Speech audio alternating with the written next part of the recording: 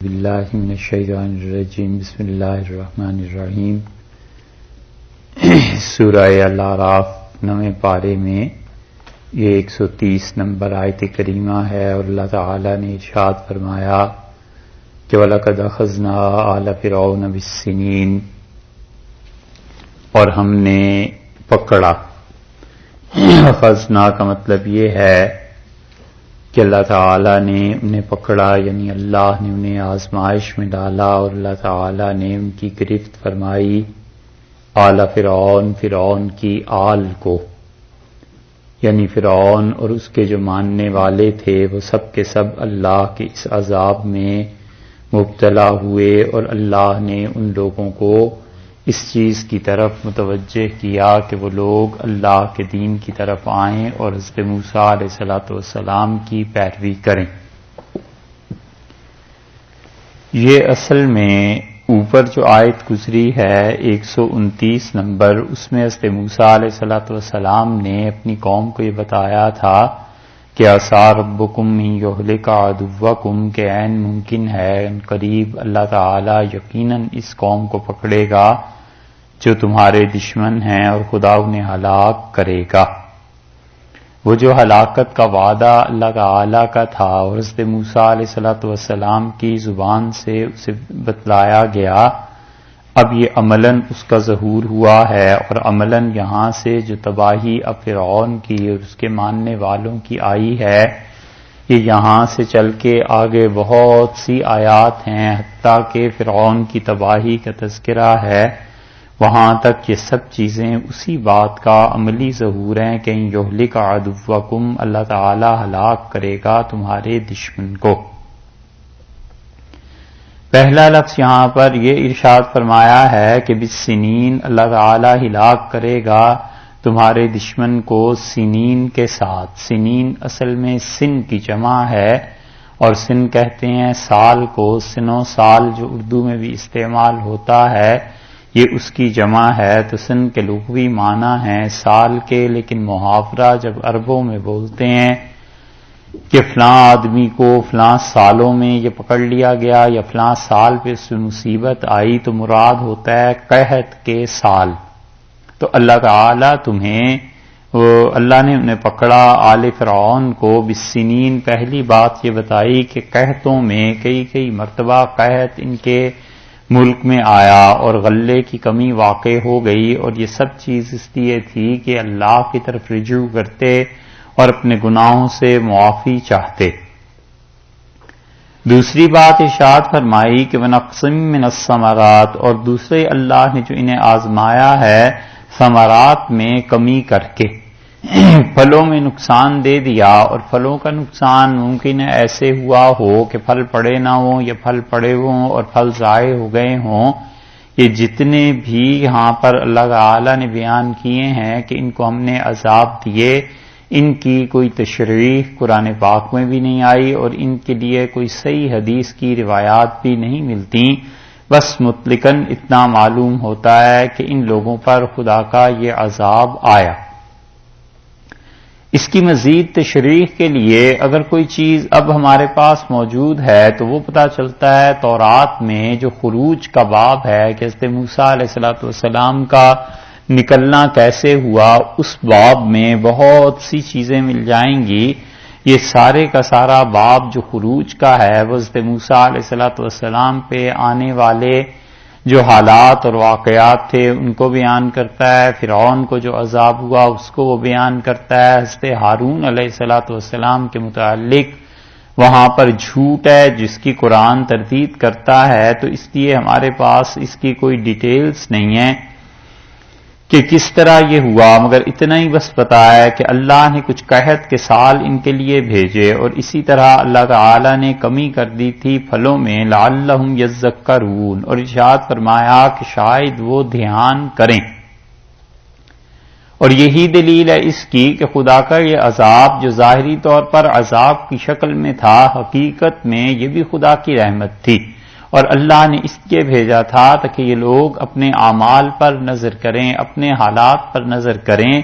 اور یہ چیز سورہ انعام میں بھی گزر چکی ہے۔ انعام میں اللہ تعالی نے یہ بتلایا تھا کہ ہم قوموں کے ساتھ اس طرح کیا کرتے ہیں کہ جب وہ ہمارے ماننے کا انکار کر دیتے ہیں اور خدا کی توحید کی بجائے شرک اختیار کرتے ہیں تو سب سے پہلے تو ان کو جھنجھوڑا جاتا ہے تاکہ وہ لوگ توبہ کر لیں اور ان کے عقائد صحیح ہو جائیں. بس وہی چیز یہاں بھی یذکرون کے لفظ میں ارشاد فرما دی کہ شاید کہ یہ لوگ توجہ کریں اور دھیان کریں. اور اس میں عبرت ہے ہر انسان کے لیے کہ جو بھی اللہ تعالی کی طرف سے سختی پیش آتی ہے، حالات اور تنگ دستی اور قرض اور یہ چیزیں جو پیش آتی ہیں، اس کا مطلب یہ ہے کہ انسان ان حالات میں یہ سوچے کہ میرے اعمال میں کوئی گڑبڑ تو نہیں ہو گئی، میرے اعمال میں کوئی غلط چیز تو نہیں ہو گئی. اللہ کی ناراضگی کی وجہ سے دنیا میں بھی تنگی آ جاتی ہے تو میں خدا کی ناراضگی کو دور کروں، اپنے اعمال کو درست کروں. یہ سوچنے کی بات ہے ہمارے لیے بھی جو اس آیت سے ہمیں سبق ملتا ہے. پھر ارشاد فرمایا کہ فَإِذَا جَاءَتْهُمُ الْحَسَنَةُ، اور جب آتی ہے ان کے پاس کوئی اچھائی آتی تھی، ان کو کوئی بھلائی مل جاتی تھی، قالو کہتے تھے لنا هَذِهِ، یہ ہے ہی ہمارے واسطے، یہ تو ہونا ہی تھا. یعنی جتنی بھی اچھی چیزیں ہیں یہ سب ہماری تدبیروں کا نتیجہ ہے. قحط پڑ گیا، لوگ مرنے لگے، اس کے بعد قحط کم ہو گیا، قحط اٹھ گیا اور لوگوں میں خوشحالی آ گئی تو انہوں نے کہا لنا ہذہ، ہماری ہی تدبیروں کا یہ نتیجہ ہے. ہم کی ضمیر اللہ تعالی نے یہاں جمع کے لیے استعمال کی ہے اور فرمایا کہ فَإِذَا جَاءَتْهُمُ الْحَسَنَةُ قَالُوا لَنَا هَذِهِ، جب ان کے پاس کوئی نیکی آتی تھی. اس کا مطلب یہ ہوا کہ یہ اچھی چیز جو اس قوم فرعون کے پاس آتی تھی، اب فرعون سے بڑھ کر اللہ تعالی نے اس کی قوم کا بھی ذکر کرنا شروع کر دیا ہے. اور یہ اس لیے کیا کہ وہ ظاہر ہے کہ سب کے سب جو حضرت موسیٰ علیہ السلام کے معاملے میں ان کی مخالفت کرتے تھے وہ بھی فرعون کے ساتھی تھے، اور جو چپ رہتے تھے وہ بھی فرعون کے ساتھی تھے. کیونکہ قرآن اس بات کو بار بار بیان کرتا ہے کہ خاموشی کے ذریعے جو گناہوں پر رضا ہو جاتی ہے اور خاموشی کے ذریعے جو گناہوں کے متعلق ہو جاتا ہے کہ بس ٹھیک ہے جو کچھ ہو رہا ہے، یہ بھی کوئی قابل تحسین اور یہ بھی کوئی اچھی بات نہیں ہے. اس لیے یہاں پر جمع کے صیغے میں لے آئے کہ فَإِذَا جَاءَتْهُمُ الْحَسَنَةُ قَالُوا لَنَا هَذِهِ، اور جب ان کے پاس کوئی اچھائی پہنچتی تھی، قحط دور ہو گیا یا یہ اچھائی پہنچ گئی کہ ثمرات اچھی طرح ہونے لگے، پھل اچھی طرح ملنے لگے. لنا ہذہ جو ہے اس کی ترکیب آپ دیکھیے عربی میں تو یہ کہتے تھے کہ لنا ہذہ، ہم ہیں ہی اس قابل، ڈیزرو کرتے ہیں ہم اس چیز کو کہ ہمارے ساتھ اچھا سلوک ہونا چاہیے. لنا ہذہ میں دعویٰ ہے اس بات کا کہ ہم بالکل مستحق ہیں اس چیز کے اور یہ ہونا ہی تھا. یہ اسی طرح ہے جیسے خدا کی گرفت کسی پہ آ جائے اور آدمی جب اس گرفت کے متعلق یہ محسوس کرے کہ اب یہ کم ہو گئی ہے تو پھر وہ اپنے اسباب، وسائل اور ذرائع کو دیکھ کر کہے کہ یہ چیزیں تو میں نے پہلے تدبیریں اختیار کر لی تھیں، ان تدبیروں کے نتیجے میں یہ چیز آئی ہے. حالانکہ مومن انسان کا یہ شیوا نہیں ہوتا. وہ جب سمجھتا ہے کہ میرے کرتوتوں کی وجہ سے، گناہوں کی وجہ سے کچھ پکڑ آئی ہے تو جب پکڑ دور ہوتی ہے تو وہ کہتا ہے اللہ نے فضل فرمایا، اللہ نے مہربانی کی. یہاں ان کا وتیرہ یہ ہے کہ کہتے ہیں لنا ہذہ، فرعون اس کے ماننے والے وہ کہتے ہیں بالکل یہ تو ہمارا قصہ ہونا ہی تھا، ایسی چیزیں آنی ہی تھی. اسی بات کو اللہ تعالی نے دو اور آدمیوں کی طرف بھی قرآن میں منسوب کیا ہے اور قرآن نے کہا ہے، اور نسبت ظاہر ہے اللہ تعالی جب بیان کر رہے ہیں تو 100% درست ہے. اللہ تعالی نے ایک جگہ پر فرمایا ہے کہ قارون کے پاس جو کچھ تھا اس نے کہا انما اوتیتہ علی علم عندی، یہ جو کچھ بھی تمہیں میرے پاس نظر آتا ہے یہ میرے علم کا نتیجہ ہے. اور اسی طرح ایک دوسری جگہ اللہ تعالی نے فرمایا ہے کہ تم نے اس انسان کو دیکھا ہے جس نے خواہش نفس کو اپنا خدا بنا رکھا ہے. یعنی جس طرح اللہ کی اطاعت کرنی چاہیے تھی یہ اسی طرح اپنے نفس کی خواہشات کی اطاعت کرتا ہے اور اس اطاعت پہ اسے کچھ بھی شرم محسوس نہیں ہوتی، بلکہ جو اچھی چیز دیکھتا ہے کہتا ہے یہ تو بالکل میرا حق بنتا تھا، ایسی چیز تھی مجھے ملنی چاہیے تھی. یہی وہ مقام ہے جس پہ پہنچ کے یہ قوم بھی خراب ہوئی ہے. اور انہوں نے کہا لنا ہذہ، فرعون اس کے ماننے والے کہنے لگے کہ یہ تو بالکل یہ تو ہمارے ہی لیے. یہ تو جو کچھ ہم نے کیا ہے یہ ہمارے واسطے ہے، ہم نے اس کے نتیجے میں قحط کو دور کر دیا، پھلوں کی کمی دور ہوگی۔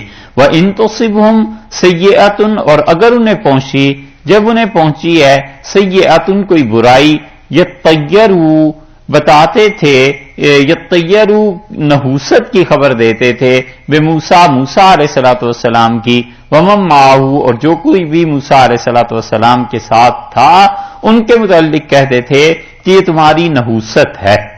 وَإِن تُصِبْهُمْ سَيِّئَةٌ جب انہیں کوئی برائی پہنچتی تھی، یہ سیئہ کے لفظ کا یہاں پر جو اطلاق فرمایا گیا ہے اس سے مراد ہے جو آزمائش انہیں پہنچتی تھی۔ دو آزمائشیں تو اوپر ذکر کر دیں، ایک قحط اور دوسرے پھلوں میں کمی۔ اب آگے بھی اللہ تعالیٰ کئی ایک چیزوں کا ذکر فرماتے ہیں کہ یہ چیزیں انہیں پہنچتی رہیں، تو ان تصبہم سیئۃ جب کوئی گرفت آزمائش آتی تھی، یطیروا سیئۃ یطیروا بموسیٰ ومن معہ، تو نحوست بتاتے تھے اسے کس کی؟ حضرت موسیٰ علیہ الصلوۃ والسلام کی، ومن معہ اور جو ان کے ساتھ تھے ان کی نحوست بتایا کرتے تھے۔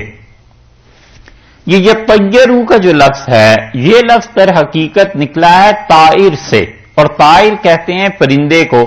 عربوں میں یہ بہت بڑا تھا، شگون لیتے تھے، اور عربوں کا مستقل مذہب تھا شگون لینا، فال لینا کسی بھی واقعے سے، کسی بھی بات سے، اور یہ شگون لیتے تھے عام طور پر پرندوں سے۔ پرندے ہوتے تھے نا، جنگل ہے، پرندے ہیں، بس اس سے کہ پرندہ کیسے اڑا، پرندہ کس وقت آیا، پرندہ تمہارے دائیں ہاتھ پہ اڑا ہے، پرندہ تمہارے بائیں ہاتھ پہ اڑا ہے، تو اس سے وہ شگون لیتے تھے کہ یہ کام کرنا ہے یا نہیں کرنا۔ دائیں طرف کو پرندہ اڑا ہے اس کا مطلب ہے یہ کام بہت اچھا ہو جائے گا، بائیں طرف کو اڑا ہے نہیں ہوگا، دائیں طرف آ کے کوئی پرندہ تمہارے بیٹھ گیا ہے تو یہ پرندے اس طرح ہوتے ہوتے یہ چیز اتنی بڑی ہے کہ طیر اور طائر اور پرندے کا اڑنا یہ شگون کے معنی میں آ گیا کہ یطیروا بموسیٰ کہتے تھے یہ نحوست ہے حضرت موسیٰ علیہ الصلوۃ والسلام کی علیہ باللہ، ومن معہ اور جو ان کے ساتھ ہیں ان کی استغفر اللہ۔ کرتوت اپنے اور الزام لگاتے تھے حضرت موسیٰ علیہ الصلوۃ والسلام پر، اسی لیے رسول اللہ صلی اللہ علیہ وسلم نے فال لینے سے منع فرمایا ہے کہ فال نہیں لی جا سکتی، اور فال لینے کے متعلق شریعت نے یہ اصول دیا ہے کہ فال ہمیشہ اچھی لو۔ ایک تو رسول اللہ صلی اللہ علیہ وسلم یہ بتا دیا کیونکہ اچھی فال لینا جو ہے اس سے اللہ پر اعتماد، اللہ پر بھروسہ یہ چیزیں بڑھ جاتی ہیں، اور جو بری فال ہے وہ اللہ سے مایوسی کو پیدا کرتی ہے، اس لیے منع کر دیا کہ دیکھو یہ چیزیں نہ کرو۔ کوئی بھی ایسی فال نہ لو جس فال سے اللہ سے مایوسی پیدا ہو۔ اگر فال لینی ہے اچھی فال لو، اور رسول اللہ صلی اللہ علیہ وسلم اچھی فال لیا کرتے تھے۔ اچھی فال جو لینا ہوتی تھی وہ یہ تھی کہ کسی سے پوچھا تمہارا نام کیا ہے، اس نے اپنا نام بتایا تو رسول اللہ صلی اللہ علیہ وسلم نے اس سے اچھی فال لے لی، اور کسی نے نام اپنا ایسا بتایا جس میں کوئی نحوست اور منع کے معنی پائے جاتے تھے تو رسول اللہ صلی اللہ علیہ وسلم کسی اور سے فال لے لیتے تھے کہ آپ تمہارا نام تم بتاؤ۔ حدیبیہ میں بھی فال لی، اور رسول اللہ صلی اللہ علیہ وسلم کا یہ طریقہ بہت احادیث میں آیا ہے۔ آپ پوچھتے تھے کون آیا ہے، کفار مکہ نے کسے بھیجا ہے، کسے بھیجا ہے، حتیٰ کہ حضرت سہل رضی اللہ عنہ جب آئے ہیں تو رسول اللہ صلی اللہ علیہ وسلم کو بتایا گیا، آپ نے فرمایا الان سہل اللہ امرک، سہل آیا ہے تو اب معاملہ سہولت کا ہو جائے گا، اب دیکھنا یہ معاہدہ ہو جائے گا۔ ان کے نام سے فال لی حضور اقدس صلی اللہ علیہ وسلم نے، اور یہ حضرت سہل رضی اللہ عنہ جو تھے بڑا ان کا دماغ تھا۔ حضرت ابوبکر رضی اللہ عنہ جیسی باتیں کرتے تھے، یہ گویا کہ ذہنی سطح جو تھی وہ سیدنا ابوبکر رضی اللہ عنہ کے قریب پہنچی ہوئی تھی۔ جو کچھ مدینہ منورہ میں حضور اقدس صلی اللہ علیہ وسلم کے انتقال پہ حضرت ابوبکر رضی اللہ عنہ نے تقریر کی ہے، مکہ مکرمہ میں انہوں نے بھی اسی قسم کی ملتی جلتی تقریر کی ہے۔ ہاں حضرت ابوبکر رضی اللہ عنہ کو حضور اقدس صلی اللہ علیہ وسلم کی صحبت، ان کے ساتھ تعلق، اسلام کے لیے قربانی، یہ چیزیں اس نے بہت آگے کر دیا تھا، وگرنہ سوچ ان کی حضرت سہل رضی اللہ عنہ کی بھی بہت اعلیٰ درجے کی تھی۔ تو حضرت سہل رضی اللہ عنہ کے نام سے رسول اللہ صلی اللہ علیہ وسلم نے فال لی۔ اسی طرح فال میں بہت سی چیزیں اور بھی آ جاتی ہیں جو شریعت بتاتی ہے، جن سے منع کرتی ہے۔ ان میں ایک پرندوں کا بھی ہے کہ کہ پرندوں سے کوئی پھال نہ لی جائے، پرندوں کے آنے کو، اڑنے کو منحوس اور اسی طرح یہ چیزیں سمجھنا منع کر دیا ہے۔ اب مشہور ہے یہ کہ بلی کسی کا راستہ کاٹ جائے، کوا کسی کے گھر بولے، یہ سب پھال لینے کی چیزیں ہیں نا، منع کر دیا اس سے شریعت نے، کوئی پھال نہ لو۔ تو یہاں پہ فرمایا کہ سیئۃ یطیروا بموسیٰ ومن معہ، پھال لیتے تھے حضرت موسیٰ علیہ السلام اور ان کے جو ساتھ تھے اس سے، یعنی انہیں نحوست کا سبب قرار دیتے تھے علیہ باللہ کہ ان لوگوں کی وجہ سے یہ چیزیں ہمارے ساتھ ہو گئی ہیں، یہ نہ کہ ایسے نہیں ہونا چاہیے اور نہ ایسے کرنا چاہیے۔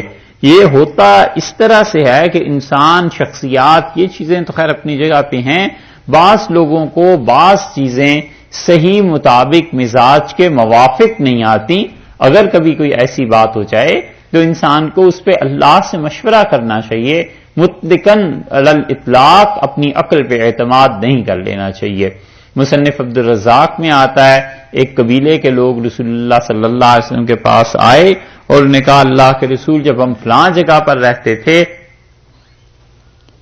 تو ہمارا قبیلہ بہت پھیلا، بہت بڑھا، اور اب جو جگہ ہم نے تبدیل کر لی ہے تو اس جگہ پہ آنے سے ہمارے قبیلے میں اموات واقع ہونے لگی ہیں، موتیں آنے لگی ہیں، اور اس کو آپ بتائیے۔ تو رسول اللہ صلی اللہ علیہ وسلم نے فرمایا اس جگہ کو تبدیل کر لو، یہ جگہ تمہارے لیے مناسب نہیں ہے۔ تو اب تو رسول اللہ صلی اللہ علیہ وسلم ہے نہیں، اب کیا چیز رہ گئی؟ آدمی استخارہ کرتا رہے، اللہ سے بار بار دعا مانگتا رہے کہ پروردگار اگر شبہ ہو جائے کہ یہ چیز میرے لیے مناسب نہیں ہے تو اللہ سے دعا مانگتے رہنا چاہیے، مگر کرے وہی جو چیز آدمی کی اپنی عقل میں آتی ہے۔ اللہ اس دعا کی قبولیت کے بعد پھر کیا ہوتا ہے، کبھی کبھی عقل میں وہی بات ڈال دیتے ہیں، کبھی خدا حالات ہی ایسے پیدا کر دیتا ہے کہ اس جگہ پر بسنا ہے یا چھوڑنا ہے اس جگہ کو۔ اسی طرح کبھی کبھی یہ ہوتا ہے کہ جگہ منحوس ہوتی ہے اور پھر کسی کے آنے سے اس میں برکت پیدا ہو جاتی ہے۔ یثرب کہتے تھے مدینہ منورہ کو، اور رسول اللہ صلی اللہ علیہ وسلم جب تشریف لائے ہیں وہاں پہ تو اتنا زیادہ بخار عام ہو گیا تھا کہ حضرت عائشہ رضی اللہ عنہا فرماتی تھی میرے بال جھڑ گئے تھے اس بخار کی وجہ سے، اور حضرت بلال رضی اللہ عنہ، حضرت بکر رضی اللہ عنہ جیسے انسان زندگی سے مایوسی کی بعض باتیں سوچتے تھے کہ پتہ نہیں اب جینا بھی یہاں ہو سکے گا یا نہیں۔ حضرت بلال رضی اللہ عنہ تو اشعار وغیرہ بھی آتے ہیں، یہ سب چیزیں تھیں۔ اور پھر رسول اللہ صلی اللہ علیہ وسلم نے ایک دن فرمایا کہ میں نے آج رات خواب میں دیکھا کہ ایک عورت ہے اور اس کے بال بکھرے ہوئے ہیں اور وہ مدینہ منورہ سے باہر ایک جگہ کا فرمایا وہاں جا کر بیٹھ گئی ہے۔ صحابہ رضی اللہ عنہ نے پوچھا کہ اللہ کے رسول اس کی کیا تعبیر ہے؟ تو حضرت صلی اللہ علیہ وسلم نے فرمایا اس کا مطلب یہ ہے کہ یہ بخار اور یہ بیماریاں اور یہ جو یہاں پر نحوست تھی اس شہر میں، یہ اس شہر کو چھوڑ کر چلی گئی ہے۔ اور پھر رسول اللہ صلی اللہ علیہ وسلم نے فرمایا، اس کے بعد ایک اور روایت میں آتا ہے آپ نے کہا میرے شہر کو یثرب نہ کہو، یثرب کا مطلب وبا کی جگہ۔ اور ایک جگہ آیا آپ نے فرمایا تم میں سے جس نے اسے اس شہر کو یثرب کہا وبا کی جگہ، اسے چاہیے 10 مرتبہ مدینہ کے، یعنی یہ اس پر گویا ایک طرح کی ہلکی سی سزا مقرر کی کہ اس شہر کو جسے اللہ نے پاک کر دیا ہے اب یہ کیوں کہا جائے۔ اسی طرح بسا اوقات خواب ہے اس سے یہ بات آ جاتی ہے سامنے، اللہ کی طرف سے بعض بندوں کو ہوتی ہے خواب سے مناسبت، یہ ضروری نہیں ہے کہ وہ خدا کے کوئی نیک بندے ہوں، طبیعتوں کی بات ہے بس، حتیٰ کہ کافر کو کبھی کبھی سچے خواب آتے ہیں تو خواب میں اسی چیز دکھا دی جاتی ہے کہ کیا چیز ہے، کیا کرنا ہے۔ حضرت عائشہ رضی اللہ عنہا جب گئی تھی حضرت علی رضی اللہ عنہ کے مقابلے میں، تو حضرت عائشہ رضی اللہ عنہا نے ایک دن اٹھی صبح تو فرمایا سفر میں کہ آج رات میں نے خواب دیکھا ہے عجیب۔ لوگوں نے کہا ام المومنین رضی اللہ عنہا سے کہ کیا دیکھا ہے؟ آپ نے فرمایا میں نے دیکھا ہے میں ایک جگہ کھڑی ہوں اور میرے ارد گرد گائے ذبح کی جا رہی ہیں، بہت سی گائے ہیں اور ایسی خوبصورت گائے ہیں اور انہیں ذبح کیا جا رہا ہے۔ یہ تعبیر دینے والوں نے دی، انہوں نے کہا اس کا مطلب ہے ام المومنین رضی اللہ عنہا کے گرد بہت بڑے بڑے شخص، بہت بڑے بڑے لوگ شہید ہو جائیں گے، اور وہ حضرت علی رضی اللہ عنہ کے ساتھ جو ان کا مقابلہ ہوا ہے اس میں یہ صورتحال پیش آئی تھی۔ یہ چیزیں آدمی کو بہت سی بتاتی ہیں کہ غیب کی خبر، یعنی غیب میں کیا ہونے والا ہے۔ الہام ہوتا ہے، اللہ کی طرف سے کوئی فرشتہ آتا ہے، اس سے بات کر کے چلا جاتا ہے، اسے نہیں پتا چلتا فرشتے نے کیا کہا۔ بعض اوقات فرشتہ نظر بھی آتا ہے اور بعض اوقات نہیں بھی نظر آتا، یک بیک اس کے جی میں بات آ جاتی ہے کہ یوں کرنا ہے۔ تباہی کے فرشتے جب آتے ہیں وہ بھی یہی کرتے ہیں۔ شیطان آتا ہے، وہ بات کر کے اس کو چلا جاتا ہے، اسے پتہ ہی نہیں چلتا۔ الہام سے بھی کم درجے میں سب سے اچھا تو چیز تو جو ہے وہ خواب ہے، کیونکہ اس کی ضمانت حدیث میں آئی ہے۔ رسول اللہ صلی اللہ علیہ وسلم نے بتلایا ہے کہ خواب جو ہے یہ نبوت کا 46واں حصہ ہے۔ آنظر صلی اللہ علیہ وسلم نے یہ بتایا ہے کہ نبوت کا 46واں حصہ ہے خواب، سب سے بہتر چیز تو وہ ہے۔ اس کے بعد ہے الہام، پھر ہے کشف، اور پھر اس کے بعد دیگر علامات ہیں جو آدمی پر ظاہر ہوتی ہیں، اور کبھی کبھی اسے آئندہ آنے والے حالات سے آگاہی ہو جاتی ہے کہ یہ چیز ہونے والی ہے۔ خواب کی بھی ایک قسمیں آگے ایسے بھی ہوتا ہے، خواب میں بتا دیا جاتا ہے کہ یہ ہونے والا ہے، یعنی اب اس سے بچو، اپنے آپ کو ٹھیک کرو، یہ کہ شکر کہ اللہ کا کرو، اب یہ حالات ہونے والے۔ کبھی کبھی ایسے ہوتا ہے کہ بتا دیا جاتا ہے کہ یہ تو ہو کر ہی رہے گا، کوئی تمہارے پاس چوائس نہیں، اب یہ ہو کر ہی رہے گا، تمہیں اس پہ صبر کرنا ہے۔ یہ چیز بھی ہو جاتی ہے، جیسے حضرت یوسف علیہ الصلوۃ والسلام کے ساتھ حضرت یعقوب علیہ الصلوۃ والسلام نے انہیں کہہ دیا کہ میرے بیٹے تیرے لیے بھائی تیرے کچھ تدبیر کریں گے، اور یہ اللہ کا انعام ہے جو یعقوب علیہ الصلوۃ والسلام کی اولاد پر پورا ہوگا۔ یہ سب چیزیں ایسے ہی ہیں، اسی لیے رسول اللہ صلی اللہ علیہ وسلم فجر جب پڑھاتے تھے، حدیث میں کئی جگہ آیا ہے کہ آپ فرماتے تھے تم میں سے کسی نے خواب دیکھا ہو تو اپنا خواب مجھ سے بیان کرے، اور صحابہ کرام رضی اللہ عنہ بیان کرتے بھی تھے، اور رسول اللہ صلی اللہ علیہ وسلم کبھی خود تعبیر دیتے تھے، کبھی حضرت ابوبکر رضی اللہ عنہ کو فرماتے تھے تم تعبیر دے دو، اور حضرت ابوبکر رضی اللہ عنہ نے ایک مرتبہ تعبیر دی، اور رسول اللہ صلی اللہ علیہ وسلم نے اس تعبیر میں فرمایا کہ یہ تعبیر ایسے نہیں بلکہ ایسے، اس میں کچھ ترمیم فرما دی۔ یہ سب چیزیں ثابت ہیں۔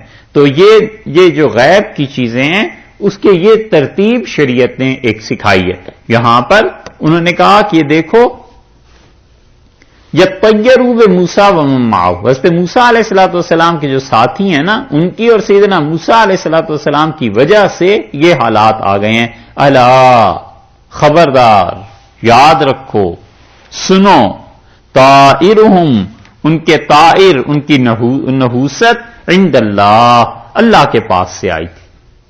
موسیٰ علیہ الصلوۃ والسلام میں کوئی نحوست کی چیز نہیں تھی، ان کے ساتھ جو لوگ تھے کچھ بھی نہیں، منحوس تو ان کے اعمال تھے جنہوں نے اللہ کے عذاب کو نازل کیا ہے۔ طائرہم عند اللہ، اللہ کے پاس ہے، اللہ کی طرف سے ہے، یعنی اللہ کی تقدیر سے بھلائی بھی ہوتی ہے اور برائی کا اثر بھی ہوتا ہے۔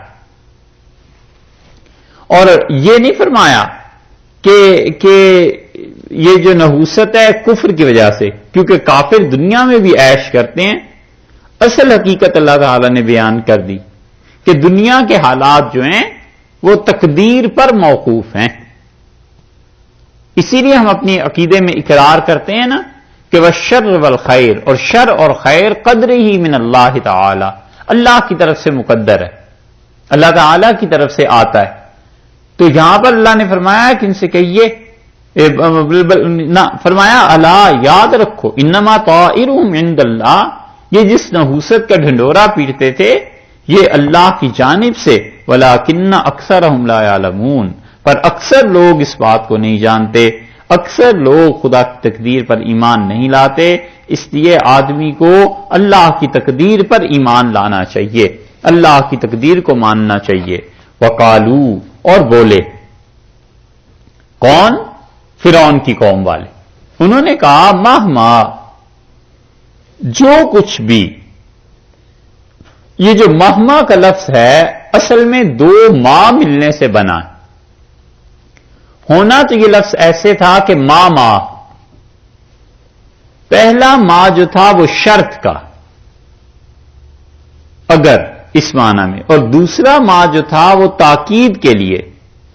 تو تکرار ماں، یہ لفظ چونکہ تکرار دو مرتبہ آ جاتے تو تو زبان پر ذرا ثقیل گراں محسوس ہوتے ہیں، اس لیے پہلے ما کے آخر پہ جو الف تھا نا، اس الف کو تبدیل کیا گیا ہا میں، اور اس کو ہا کو تبدیل کر کے دوسرا ما پورا جوڑ دیا گیا اس کے سامنے، تو پھر یہ ما کی بجائے ماہ بن گیا، اور ما اس سے آسان ہے ماہ پڑھنے میں نا۔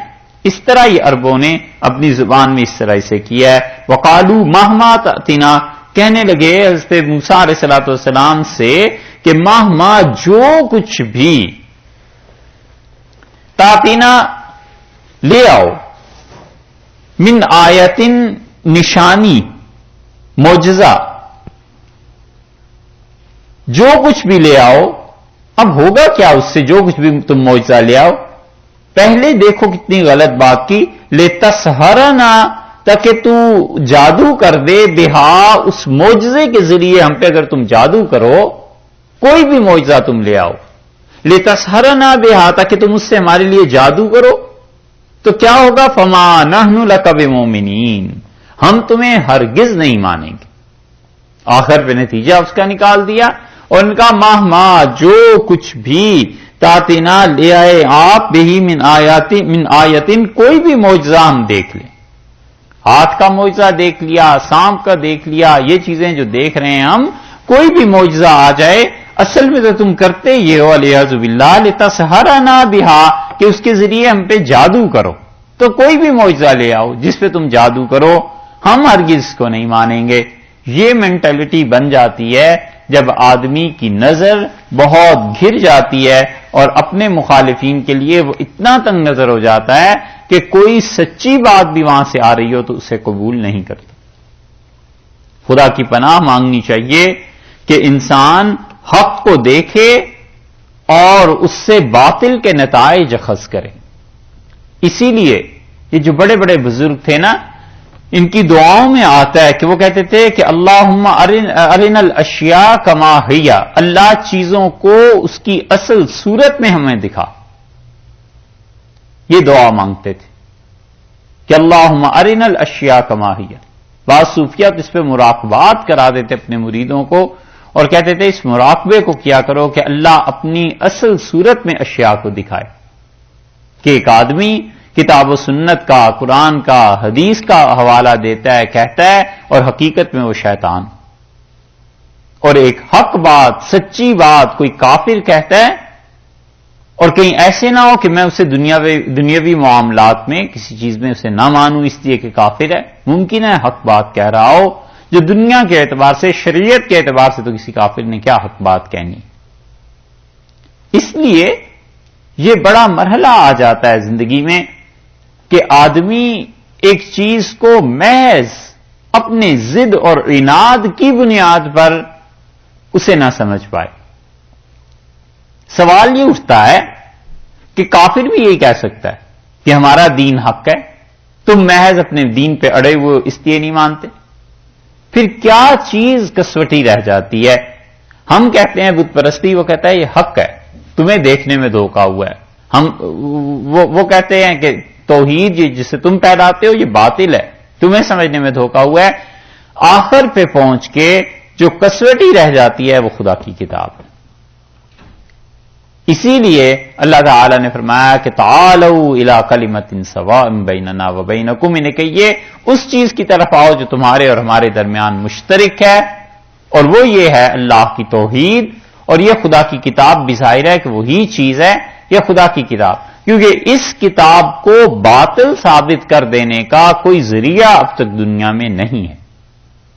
کیسے باطل ثابت کیا جا سکتا ہے؟ اگر کوئی کہے کہ یہ کتاب درمیان میں غائب ہو گئی تھی، یہ بھی نہیں کہہ سکتا، 1500 برس سے متواتر چلی آتی، کیسے کہے گا؟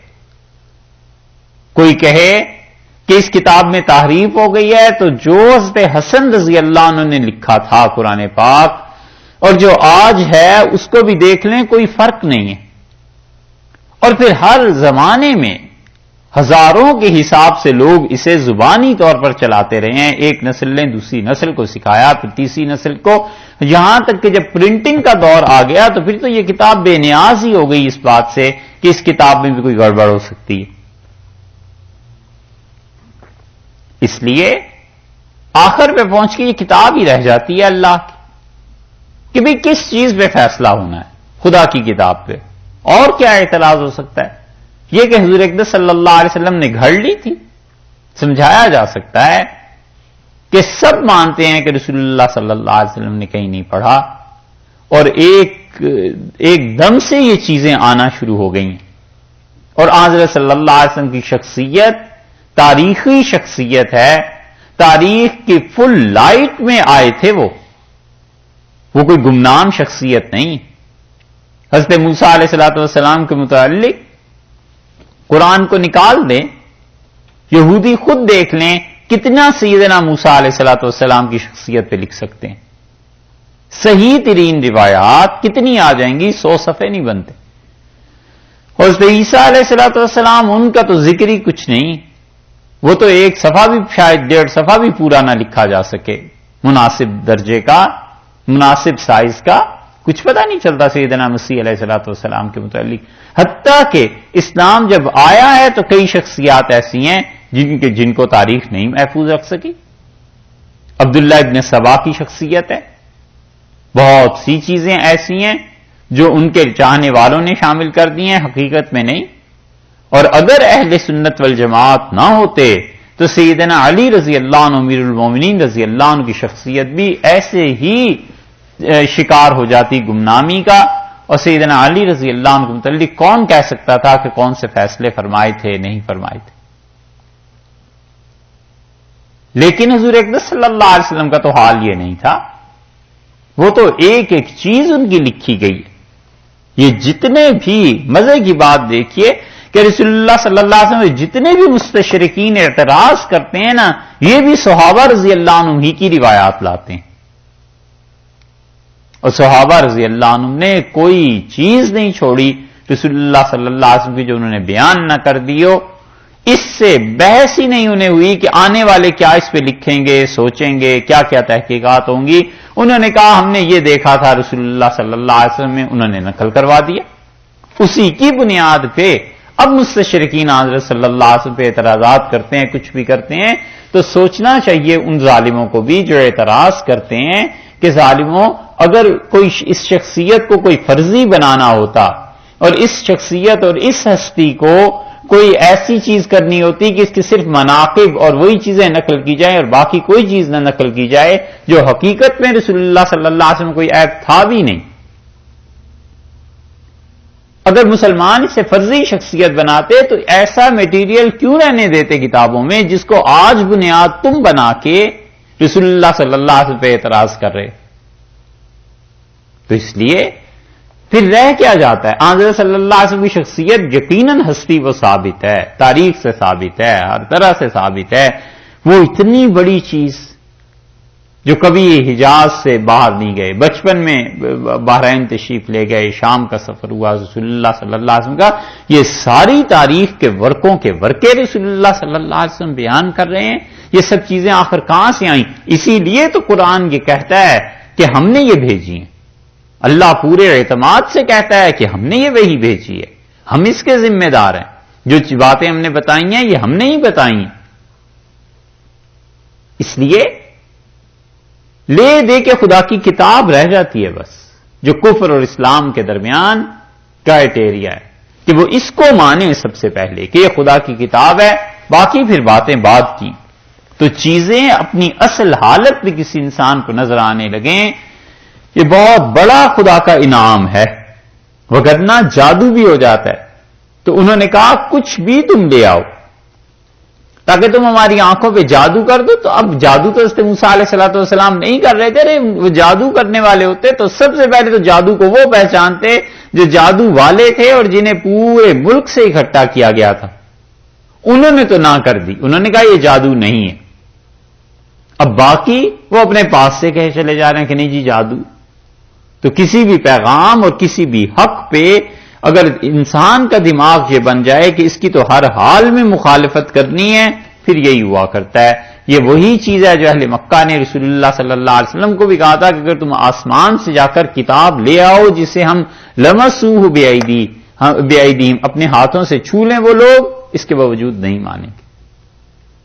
اور اس سے یہ بھی پتا چلتا ہے کہ جو مخالفین ہوا کرتے ہیں مناسب حد تک بس تردید کر دینی چاہیے، اس سے زیادہ اس کے پیچھے نہیں پڑنا چاہیے، کیونکہ جتنے بھی آپ ثبوت دیتے چلے جائیں گے وہ ضد میں آ کر اسے اور بڑھاتا چلا جائے گا۔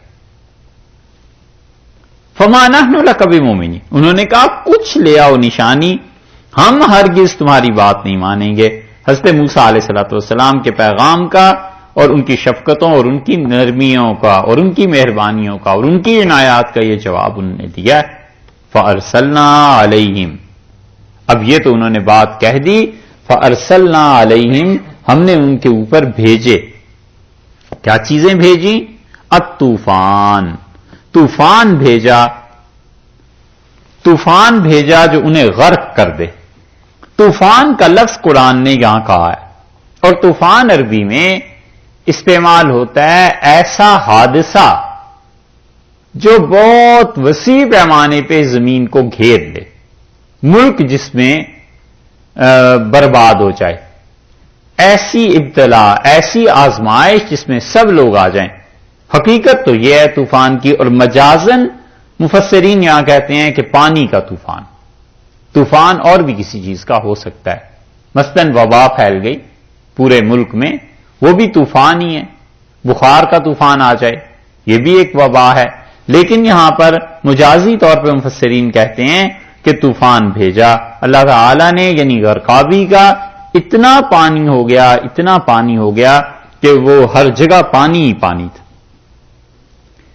دو چیزیں اوپر آئیں، تیسری چیز یہ آ گئی، چوتھی چیز اللہ تعالی نے فرمایا والجراد، اور اللہ نے چوتھا عذاب جو اس قوم پر بھیجا ٹڈیوں کا۔ ان سارے عذابوں کے بارے میں قرآن میں کہیں تشریح نہیں ہے کہ عذاب کس صورت میں آئے تھے، نہ ہی رسول اللہ صلی اللہ علیہ وسلم نے اس کے بارے میں کچھ بتلایا ہے۔ تو لے دے کے اس کے بارے میں اب تورات ہی رہ جاتی ہے۔ مفسرین نے جو کچھ بھی لکھا اور نقل کیا ہے اکثر حصے تورات سے نقل کیے ہیں، کچھ نے تورات کی تصریح کر دیا ہے کہ ہم یہ تورات سے لے رہے ہیں، کچھ نے تصریح نہیں کی، بغیر سراحت اور حوالے کو دیے ہوئے انہوں نے لکھ دیا ہے۔ اس مقام پہ ان عذابوں کی، ان چیزوں کی تفصیل اگر پڑھنی ہے تو آپ تورات کو دیکھ لیجئے، بائبل میں یہ جو خروج کا باب ہے نا، ایگزوڈس، یہی ہے نا، یہ اس باب میں یہ ساری چیزیں جتنا قرآن نے یہاں بیان کیا ہے اس کی تفصیلات وہاں مل جائیں گی۔ بس ایک چیز ہے جو وہاں انہوں نے بتایا ہے کہ شرک حضرت ہارون علیہ السلام نے شروع کیا تھا، اللہ نے اس کی نفی فرما دی ہے، اور بہت شاندار نفی کی ہے قرآن نے۔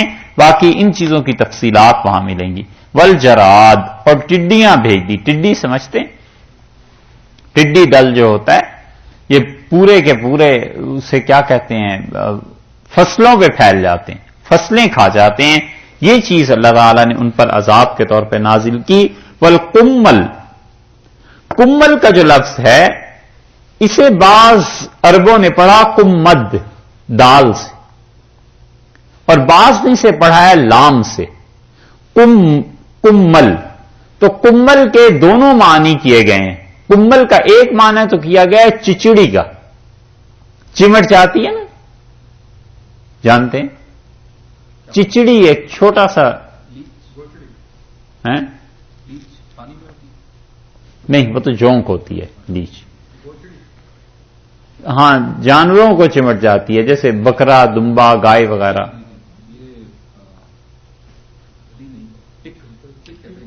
ٹک، یہاں کسی نے ترجمہ کیا انگلش میں؟ کیڑے۔ اچھا، کمل اور کمد دو لفظ لائے گئے ہیں یہاں پہ، بنیادی طور پر تو ہے واقعی یہ کیڑا، اور ترجمہ اس کا کیا گیا ہے چچڑی سے یا جوں سے۔ جوں ہوتی ہے نا، سر میں پڑ جاتی ہے، بالوں میں، تو کمل کا ترجمہ چچڑی، اور کمد بعض نے جوں کے معنی میں لیا اور بعض نے اس کے برعکس لیا۔ بہرحال دونوں میں سے کوئی چیز تھی۔ اللہ تعالیٰ نے فرمایا کہ چچڑیاں بھیج دیں، اور وہ چمٹ جاتی ہے، خون کو کھینچتی ہے، اور بہت شدید تکلیف بھی ہوتی ہے، خارش بھی ہوتی ہے۔ جانور جو ہوتے ہیں انہیں چچڑیاں پڑ جاتی ہیں۔ اور بہت سے جانور ایسے دیکھیں گے، دمبے، بکرے، جن کے کانوں میں پڑ جاتی ہیں چڑیاں، یہ ان کو تکلیف ہوتی ہے۔ اللہ تعالیٰ نے فرمایا یہ ہم نے بھیج دیا، یہ سب خدا کے لشکر ہی تو ہیں۔ سوچے آدمی کہ اللہ تعالیٰ کے لشکر ہی تو ہیں۔ یہ بھی تو ہو سکتا تھا کہ اس قوم پر خدا کسی اور قوم کو مسلط کر دیتا، آدمیوں کو مسلط کر دیتا، آدمی آ کے انہیں جوتے مارتے فرعونیوں کو، اور قتل و غارت گری ہوتی۔ اللہ تعالیٰ نے وہ فوج نہیں بھیجی، پانی کی فوج بھیج دی۔ اللہ تعالیٰ نے وہ نہیں بھیجا پانی، اسے ہٹا دیا، ایک اور چیز بھیج دی، اور وہ ٹڈیاں بھیج دی، وہ ہٹا دیا، کمل بھیج دیے، وہ ہٹا دیا، وہ وفادع اور مینڈک، ہر طرف مینڈک ہی مینڈک پھیل گئے۔ اللہ تعالیٰ نے یہ عذاب انہیں دیا ہے، والدم اور خون ہی خون ہو گیا۔ جس چیز کو ہاتھ لگاتے تھے گویا خون بن جاتی تھی، جو کھانا پکاتے تھے خون بن جاتا تھا۔ اللہ نے کہا یہ سارے کے سارے عذاب یکے بعد دیگرے یہ خدا کے لشکر ہی تو ہیں۔ اسی لیے قرآن نے دوسری جگہ پہ کہا ہے کہ وما یعلم جنود ربک الا ہو، اور تیرے پروردگار کے علاوہ کوئی نہیں جانتا کہ اس کے کتنے لشکر ہیں۔ اللہ جب کوئی کام کرنا چاہے تو اپنے لشکروں کو اللہ تعالیٰ بھیج دیتا ہے، اور تم میں سے کوئی نہیں جانتا کہ کتنے لشکر۔ رسول اللہ صلی اللہ علیہ وسلم نے بددعا دی تھی ابو لہب کے بیٹے کو،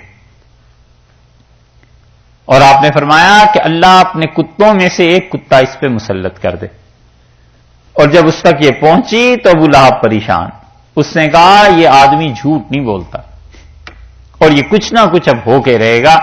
تو اس کا بیٹا جب گیا ہے شام سفر میں تجارت کے لیے، تو وہ خاص طور سے کہتا تھا اپنے دوستوں کو، اور اس نے کہہ کے بھی بھیجا کہ درمیان میں اس کی چارپائی بچھانا، اور چاروں طرف باقی قبیلے والے اپنی چارپائی بچھائیں گے، کہیں ایسے نہ ہو کہ کوئی آئے اور اسے مار دے کوئی چیز۔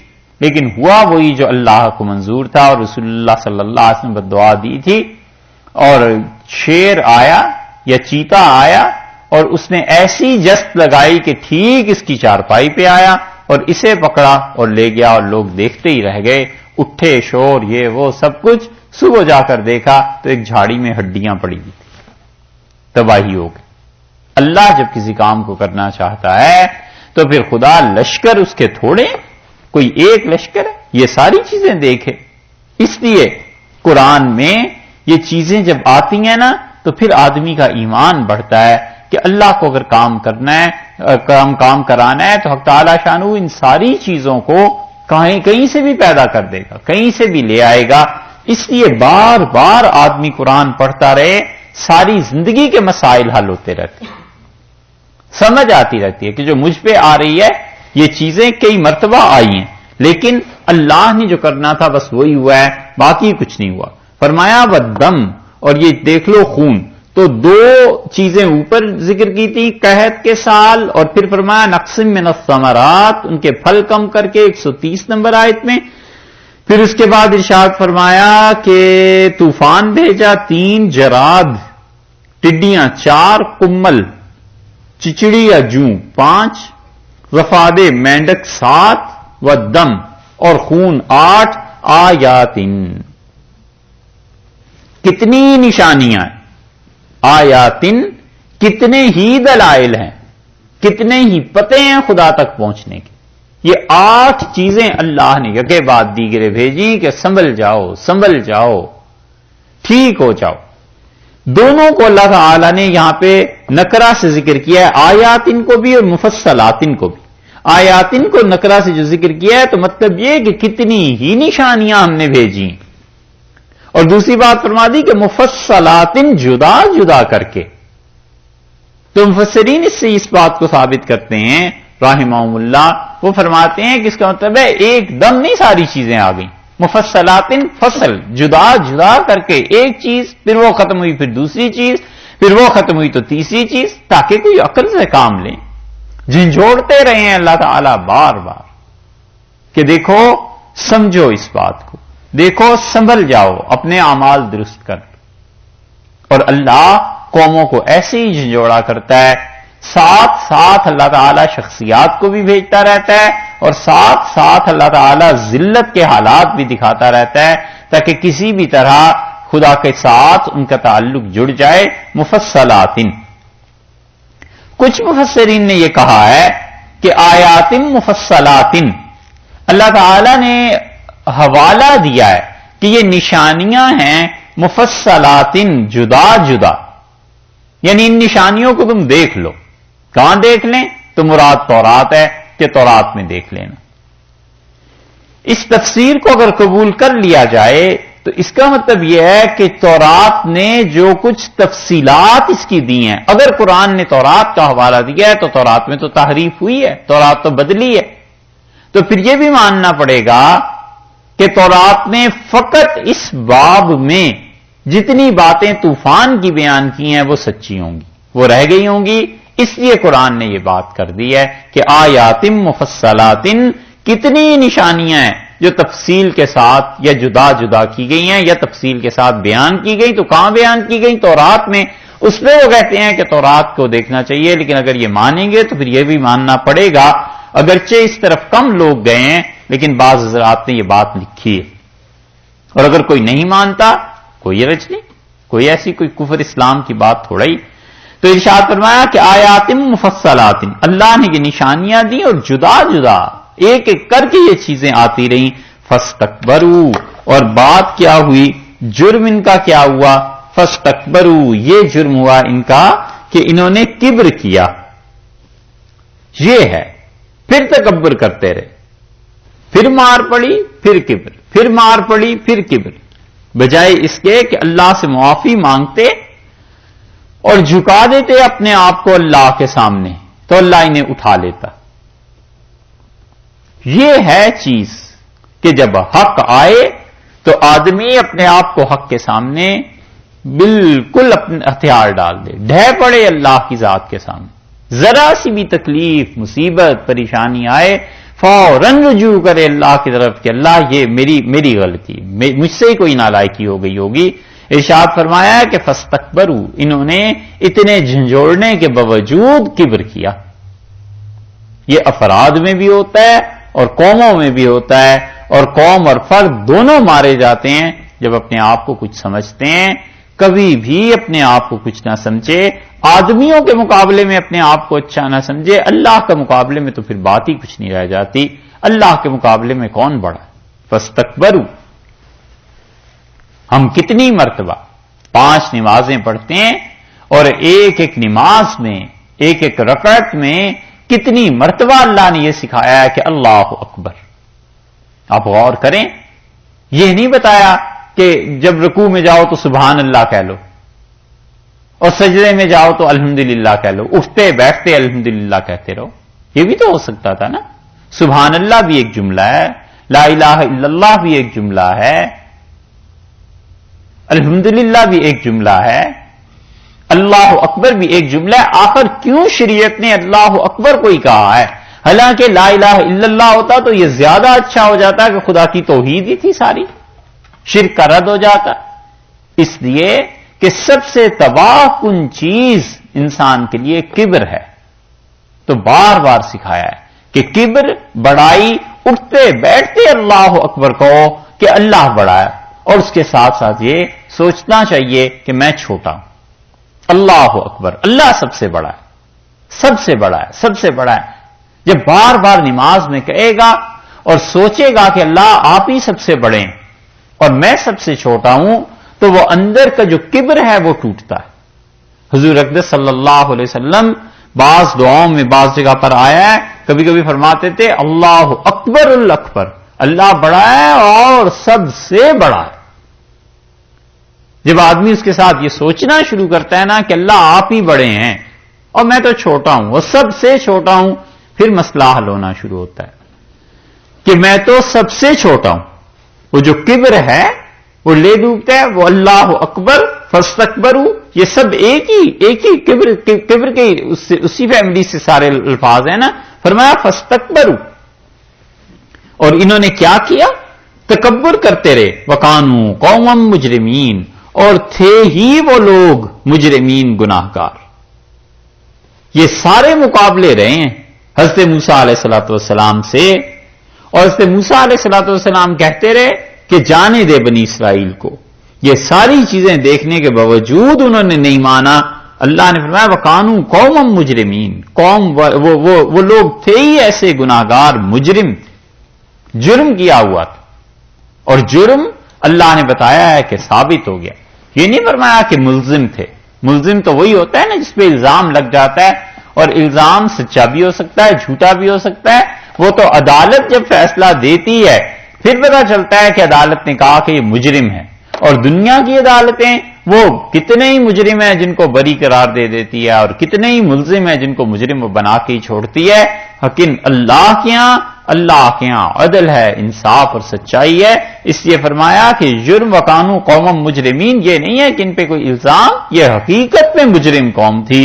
اور حقیقت میں یہ خدا کے انعامات اور خدا کی طرف سے جو چیزیں جھنجھوڑنے کو آئیں اور ایک طرح سے ان کے ساتھ شفقت اور مہربانی ہوئی، ان گناہ گاروں نے اس سے کوئی فائدہ نہیں اٹھایا. اور ان کی حالت کیا ہو گئی تھی؟ ولما، اور جب بھی،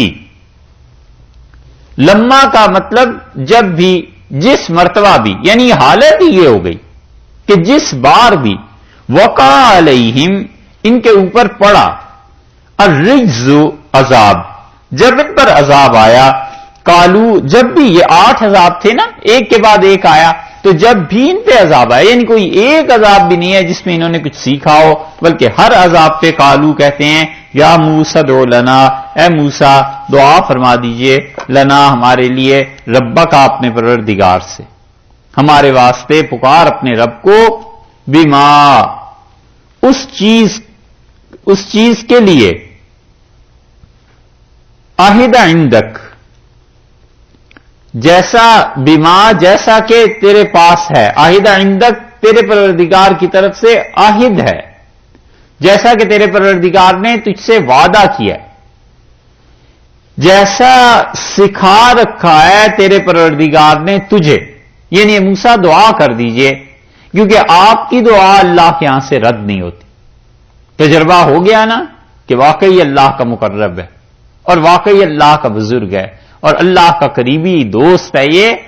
تو جب بھی مصیبت آئی بھاگے حضرت موسیٰ علیہ السلام کی طرف کہ دعا فرمائیں یہ مصیبت ٹل جائے. یہ مشرکوں کے اعتقاد اور عقیدے ایسے ہی ہوتے ہیں کہ جس کی مخالفت ہے اس کے متعلق یہ بھی عقیدہ ہے کہ ان کا خدا سے کوئی تعلق ہے. اب بھی ہندوستان میں بعض مرتبہ جو جانے کا اتفاق ہوا تو ہندوؤں کا اثر ایسا محسوس ہوا جیسے وہ، اور زیادہ تو آپ جانتے ہوں گے، لیکن جو آدمی ذرا سا پارسا ایسا دکھائی دیا اس کے متعلق اس کی دعا اللہ تعالیٰ سنتے ہیں. ان لوگوں کو کوئی خدا سے زیادہ قرب ہے، کوئی سپر چیز ہیں ایسے مسلمان، اور ان کو کہنا چاہیے کہ اللہ تعالیٰ سے مانگ. یہ ایک تاثر ملا. یہی چیز ہے مشرکین اور اس پہ موسیٰ علیہ السلام پہ ظلم کرنے والے. اور پھر جب مصیبت آتی ہے تو کہتے ہیں بما عہد عندک. بما عہد عندک کا ایک ترجمہ تو یہ کیا گیا ہے کہ جو کچھ اللہ نے آپ کو سکھایا ہے، یعنی اللہ کی طرف سے جو تو کوئی کلام پڑھتا ہے اس کلام کے ذریعے اللہ سے ہمارے لیے دعا کر دے. اور یہ کیا گیا ہے ترجمہ بما عہد عندک کہ اللہ تعالیٰ کیا جو تیرا عہد ہے، عزت اور آبرو ہے، تو اس وجہ سے ہمارے لیے مانگ دے. اور کیا مانگ؟ لئن کشفت، اگر آپ کھول دیں، تو نے اٹھا دیے، عنا الرجز، ہم سے یہ عذاب، لنؤمنن لک، تو ہم ضرور تجھ پر ایمان لائیں گے، ولنرسلن، اور ضرور بھیج دیں گے، معاک، تیرے ساتھ، بنی اسرائیل کو. اگر آپ یہ عذاب ہٹا دیں، یعنی دعا کر کے اللہ سے مانگ کے اس چیز کو ہٹا دیں، تو ہم 2 کام کریں گے، لنؤمنن لک، آپ پر ایمان لے آئیں گے، آپ کو مانیں گے. ایک بات تو یہ کہہ دی، اور دوسری یہ کہ بنی اسرائیل کو آزادی مل جائے گی اور انہیں ان کی غلامی باقی نہیں رہے گی. یہ 2 ہی چیزیں تھیں جو حضرت موسیٰ علیہ السلام اور فرعون اور اس کے ماننے والوں کے درمیان وہ متنازع تھیں. دونوں چیزوں کا اقرار کر لیا اور یہ بھی مان لیا کہ اللہ کے ایسے اچھے بندے ہو کہ تمہاری دعاؤں سے یہ کام ہو سکتے ہیں۔ اللہ تعالیٰ نے فرمایا فلما کشفنا، جب ہم نے اٹھا لیا، کشفا کسی چیز کو کھول دینا، ہٹا دینا، اوپر بھی یہی لفظ ہے نا ان کشفتا، اگر تو ہٹا دے۔ اللہ نے فرمایا فلما کشفنا، اور جب ہم نے کھول دیا، عنہم ان سے، الرجزا اس عذاب کو جب ہم نے ہٹا دیا، الی اجل ایک مدت تک ہم بالغوہ جس تک انہوں نے پہنچنا تھا، اس عذاب کو ہٹا دیا ایک وعدے تک کہ ان کو پہنچنا تھا۔ عذاب تھا وہ 1 سال کے لیے، انہیں پہنچنا تھا سال پورا، لیکن 6 مہینے بعد ہم نے ہٹا دیا، اس مدت تک نہیں پہنچے جہاں تک پہنچنا انہیں چاہیے تھا۔ اذا ہم سو یہ تھے ینکسون اپنے عہد کو منکر ہو جانے والے، توڑ دینے والے۔ نکس عربی میں کہتے ہیں کسی چیز کو توڑنا، تو اس سے بتایا کہ وہ جب عذاب جو کچھ بھی مانگتے تھے، جب یہ چیزیں ہو گئیں اور عذاب ہٹا، پھر اس مدت میں پھر یہ لوگ اس مدت کے کم ہونے کے ہو گئی، اللہ نے کر دی، پھر انہوں نے اس اپنے عہد و پیمان کو توڑ دی۔ اور یہ سارے مشرکوں کا حال یہی ہوتا ہے، جب یہ پھنس جاتے ہیں عذاب میں، تکلیف میں، اللہ سے یہی کہتے ہیں کہ اللہ ایک بار تو ہٹا دے اسے، پھر تجھ کو مانیں گے، ایمان لے آئیں گے۔ قرآن نے اسی لیے یہ مشرکوں کی حرکتیں بیان کی ہیں۔ مومن کو کیا لگ گیا ان چیزوں سے؟ لیکن مومن کا ایمان جب گرتا ہے پھر وہ بھی ایسا ہی ہو جاتا ہے کہ مصیبت اور پریشانی میں اللہ کو پکار لیا اور مصیبت ہٹی جوئی تو کون اور میں کون، اللہ سے ایسا تعلق منقطع ہو جاتا ہے۔ الیاذ باللہ یہ نہیں کرنا چاہیے۔ لیکن دوسری طرف آپ دیکھیں یہ بھی غنیمت ہے کہ مصیبت آنے پہ ہی جو ڈہ جاتا ہے نا اللہ کے سامنے، مصیبت آنے پہ ہی جو پکارنے لگتا ہے، یہ بھی ایک خدا کا احسان ہے، یہ بھی ایک اللہ کا انعام ہے کہ آدمی اپنی اصل سے نہیں ہٹا۔ اور اسی معنی میں وہ حدیث ہے جو مسند احمد میں آئی ہے کہ رسول اللہ صلی اللہ علیہ وسلم نے فرمایا مومن کی مثال اس گھوڑے جیسی ہے جس کی رسی دراز ہو، لمبی ہو، اور وہ چرتے چرتے ایک جگہ پر پہنچ جاتا ہے اور پھر اسے کھنچ لگتی ہے، کیونکہ رسی کسی جگہ بندھی ہوئی ہوتی ہے نا کھونٹے کے ساتھ، تو پھر کھنچ لگتی ہے، پھر وہ پلٹ آتا ہے۔ تو مومن انسان اس کو پھر غنیمت کہ اللہ کے سامنے جھک تو گیا، مان تو لیا۔ ان کا حال یہ ہے یہاں پر، اور دوسری جگہ بھی قرآن نے بیان کیا ہے کہ جب ان کے جہاز پھنس جاتے ہیں اور سمندر کے طوفانوں میں اور کہتے ہیں کہ اگر یہاں سے بچ جائیں تو اللہ ضرور تجھ پر ایمان لے آئیں گے، اور اللہ جب انہیں نجات دے دیتا ہے تو پھر وہی چیزیں، پھر وہی خدا کے ساتھ شرک کرنے کی باتیں۔ یہاں بھی یہ ہے کہ انہوں نے پہنچنا تھا اس مدت تک، بالغوث تک پہنچتے وہ مثلا سال بھر عذاب رہتا، لیکن اللہ نے کم کر دیا، 8 مہینے کر دیا، 6 مہینے کر دیا۔ اذا ہم ینکسون عہد و پیمان سے منکر ہو گئے۔ جب یہ بار بار حرکتیں ہوئی ہیں، فانتقمنا ہم نے ان سے کیا کیا؟ ہم نے فانتقمنا بدلہ لیا۔ نقمہ کے معنی ہیں مطلقاً سزا دینے کے، انتقام اسی چیز سے بنا ہے، اور نقم کہتے ہیں کسی کو مطلقاً سزا دینا۔ اور اللہ تعالیٰ کسی نعمت کو ہٹا لے عذاب کے طور پہ، ایک نعمت تھی خدا کی، خدا نے عذاب دینے میں وہ نعمت ہٹا لی، یہ بھی انتقام ہے، یعنی اسے سزا کوئی اور نہیں ملی، بس اس نعمت سے استفادہ رک گیا۔ فانتقمنا منہم، اللہ نے فرمایا ہے ہم نے ان سے کیا کیا؟ انتقام لیا، ہم نے ان سے بدلہ لیا۔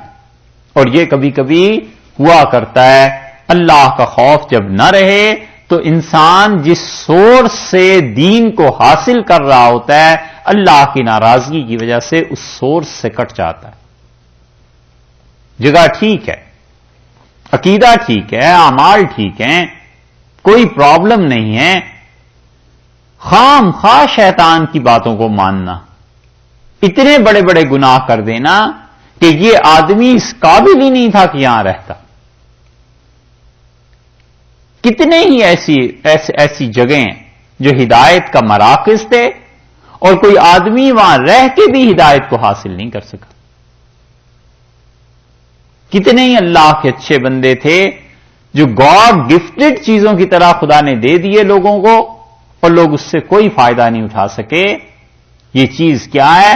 اللہ کی جب ناراضگی کسی انسان کے ساتھ ہو جاتی ہے نا تو خدا اس کو روک دیتا ہے کہ اتنے بڑے انعام سے تم فائدہ نہیں اٹھا سکے، اسے ہم کر رہے ہیں واپس. حضرت قاسم نانوتوی رحمت اللہ علیہ پہ ایک کیفیت طاری ہوئی اور حضرت شیخ الہند مولانا محمود حسن رحمت اللہ علیہ کہتے تھے، جن کا ترجمہ یہ آپ لوگ دیکھتے ہیں کبھی بعض لوگ کہتے تھے حضرت نے مجھ سے، میں نے انہیں پریشان دیکھا تو ایک دن میں نے پوچھا حضرت کیا بات ہے؟ فرمایا ایک کیفیت آتی ہے میں اس وجہ سے پریشان. تو ہم نے پوچھا حضرت کیا بات ہے؟ تو انہوں نے کہا میں ایسے محسوس کرتا ہوں جیسے حضور اقدس صلی اللہ علیہ وسلم نے مجھے چادر میں لپیٹ لیا ہے، وہ یہاں باہر آتے ہیں مجھے دکھاتے ہیں پھر واپس تشریف لے جاتے ہیں، پھر آتے ہیں دکھا کے پھر واپس تشریف لے جاتے ہیں. میرے ساتھ کئی بار ایک دن میں ایسے ہوتا ہے، مجھے نہیں سمجھ آئی یہ کیا چیز. حضرت فرماتے ہم بڑے خوش ہوئے، ہم نے کہا رسول اللہ صلی اللہ علیہ وسلم کی توجہات عالیہ اور ان کے ساتھ تعلق اور اتباع سنت یہ برکتیں ہیں سب. اور جب ہم نے گنگوہ جا کے حضرت رشید احمد صاحب رحمۃ اللہ سے یہ بات بیان کی تو اس گنگوئی رحمۃ اللہ علیہ کانپ گئے اس بات کو سن کے اور انہوں نے کہا مولوی صاحب زیادہ عرصہ نہیں رہیں گے. اور وہی ہوا، حضرت کا انتقال ہو گیا. کچھ دن کی بیماری اور انتقال. ہم نے عرض کیا حضرت وفات کے بعد گنگوئی رحمۃ اللہ علیہ کہ حضرت آپ کو یہ باتوں کا کیسے اس کا اندازہ ہوا؟ حضرت نے فرمایا میں سمجھ گیا تھا کہ رسول اللہ صلی اللہ علیہ وسلم وہ اللہ تعالی کی رحمت کی ایک شکل تھی اور وہ رحمت مولوی صاحب کو لا کے دکھا رہی تھی تم لوگوں کو کہ اتنا بڑا آدمی مفت میں دے دیا تمہیں، یہ ہم واپس لے کے جا رہے ہیں. یہ دیکھ لو اتنا بڑا آدمی تھا، تم نے قدر نہیں کی، یہ واپس لے کے جا رہے ہیں. میں اس سے سمجھ گیا تھا کہ اب یہ واپس ہونے والی. یہی چیز ہوتی ہے کہ اللہ کو کوئی انعام ہوتا ہے اور ناقدری کی وجہ سے خدا اسے واپس لے لیتا ہے یا لوگ اس سے فائدہ نہیں اٹھا سکتے. یہ ہے کہ انتقام ضروری نہیں ہے کہ مار ہی پڑے، انتقام یہ بھی ہوتا ہے کہ انعام سے فائدہ اٹھانا کسی انسان کا یہ رک جائے. فانتقمنا منہم، اللہ نے فرمایا ہم نے ان سے انتقام لیا اور یہاں تو سزا بھی آ گئی اور وہ یہ ہے کہ فاغرقناہم، ہم نے انہیں ڈبو دیا. کہاں پر؟ فی الیم میں، گہرے پانی میں. یم گہرے پانی کے لیے بھی استعمال ہوتا ہے اور یم موج کے لیے بھی استعمال ہوتا ہے. تو گہرا پانی تھا بحیرہ کلزم کا، اس میں ہم نے انہیں ڈبو دیا. کیوں ڈبو دیا؟ بِأَنَّهُمْ، اس سبب سے کہ یہ لوگ کذبوا بآیاتنا، جھٹلائیں ہماری آیتیں. ایک ایک نشانی نے دی، ایک ایک بات انہیں دی، اس کے باوجود یہ اس کو جھٹلاتے رہے. سب بلائیں آئیں، ایک ایک وقت میں آئی، دوسری وقت میں آئی. پھر کہتے رہے کہ اگر یہ ہٹ جائیں مصیبتیں ہم اچھے ہو جائیں گے، ہم یہ کر لیں گے، ہم ایمان لے آئیں گے. اور سب چیزیں ہو گئیں، اس کے باوجود نہیں مانے.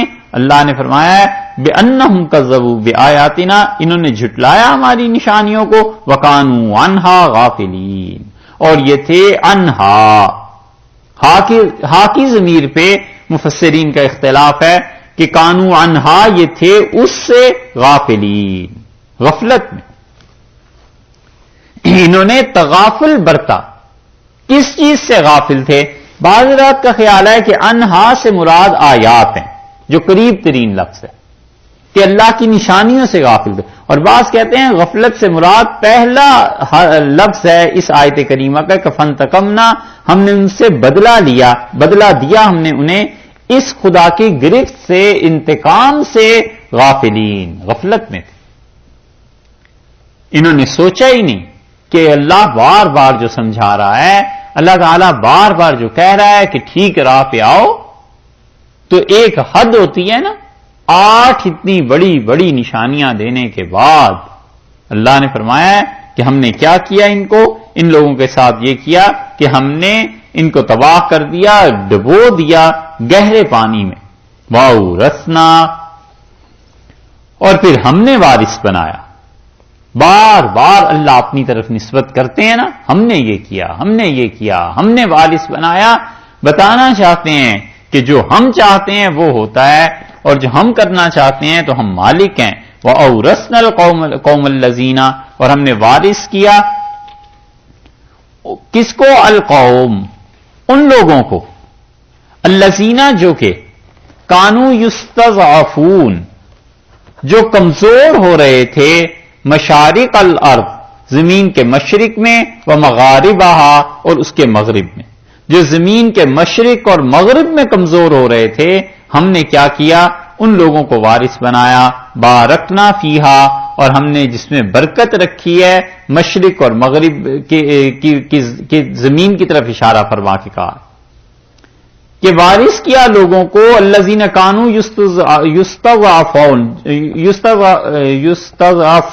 یستضعفون کا مطلب جو ضعیف کر دیے گئے، بنی اسرائیل والے، اور فرعون اور اس کی حکومت، اس نے قبضہ کیا، انہوں نے ان کو ڈرایا دھمکایا ہر طرح سے۔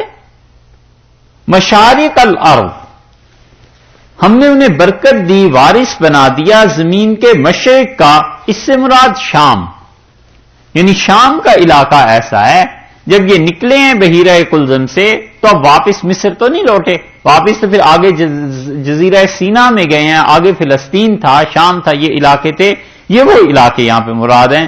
اس لیے بعض مفسرین سے غلط فہمی ہو گئی ہے کہ انہوں نے یہاں دوبارہ مصر کا کر دیا کہ مصر میں اللہ نے انہیں برکت دی تھی، کیونکہ مصر میں تو بنی اسرائیل پھر آئے ہی نہیں، پھر تو یہ ادھر کو ہی گئے۔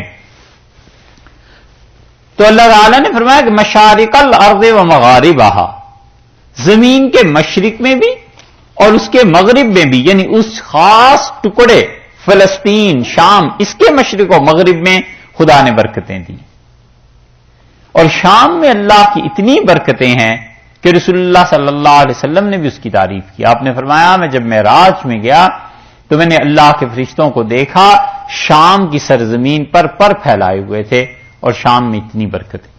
قرآن پاک نے بھی کہا ہے، اللہ تعالیٰ نے فرمایا سبحان الذی اسریٰ بعبدہ لیلا من المسجد الحرام الی المسجد الاقصی، وہاں پر آئے بارکنا حولہ، اس زمین کے قرب و جوار میں ہم نے برکتیں دیں۔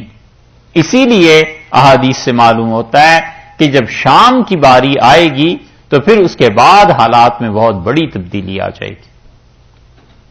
عراق کی تو آ گئی نا، اس کے بعد اب شام کی باری ہے، اور شام کی باری جب آئے گی تو رسول اللہ صلی اللہ علیہ وسلم نے ایک تو یہ بات بتا دی حضرت جابر ابن عبداللہ رضی اللہ عنہ کی روایات میں، اور معلوم ہوتا ہے کہ حضرت صلی اللہ علیہ وسلم سے ہی سنا ہوگا، وگرنہ وہ خود سے کیسے ایسی بات کہہ سکتے تھے کہ شام کی باری آئے گی، اور شام کی باری آنے کے بعد اس کے بائیکاٹ اور ان چیزوں پر پہلے بائیکاٹ اور پھر جنگیں اور پھر یہ سب کچھ ہونے کے بعد حضرت صلی اللہ علیہ وسلم نے بتایا ایک مسلمانوں کا حکمران ایسا آئے گا کہ وہ لوگوں کو دولت تقسیم کرے گا، اور ارشاد فرمایا کہ لپوں میں بھر بھر کے پیسے دے گا، گنے گا نہیں۔ ایک کوئی آدمی ایسا بھی آئے گا۔ تو اب دیکھیے حالات کس کروٹ بیٹھتے ہیں۔ کوئی تصور نہیں تھا کہ عراق کے ساتھ یہ ہو۔ تو رسول اللہ صلی اللہ علیہ وسلم کی اس روایت میں مسلم میں آیا ہے، صحیح مسلم میں، کہ پوچھا گیا، عرض کیا گیا جابر رضی اللہ عنہ سے یہ کون کرے گا؟ ان کا من قبل الروم، عیسائی یہ کریں گے۔ اور لفظ یہ آئے ہیں کہ عراق درہم ولا قفیز، روٹی کا ایک ٹکڑا اور ایک پیسہ دنیا میں کوئی دینے کے لیے اس کو تیار نہیں ہوگا، ایسا لوگ اس سے منہ پھیر لیں گے، بائیکاٹ کر دیں گے۔ ثم یاتی بالشام، پھر شام کے ساتھ یہ ہوگا، اور جب یہ شام کے ساتھ ہوگا اور وہ آدمی آئے گا، پھر اس کے بعد اور بڑی بڑی نشانیاں ہیں قیامت کی جو ظاہر ہونے لگیں گی۔ ارشاد فرمایا کہ وہ شام کی زمین جس میں التی بارکنا فیہا، جس میں اللہ نے برکتیں دی تھیں، یہ سب چیزیں اللہ نے انہیں وارث بنا دیا بنی اسرائیل کو۔ وتمت، اور پوری ہوئی، کیا چیز پوری ہوئی؟ وتمت کلمت ربک، تیرے پروردگار کی بات پوری ہوئی۔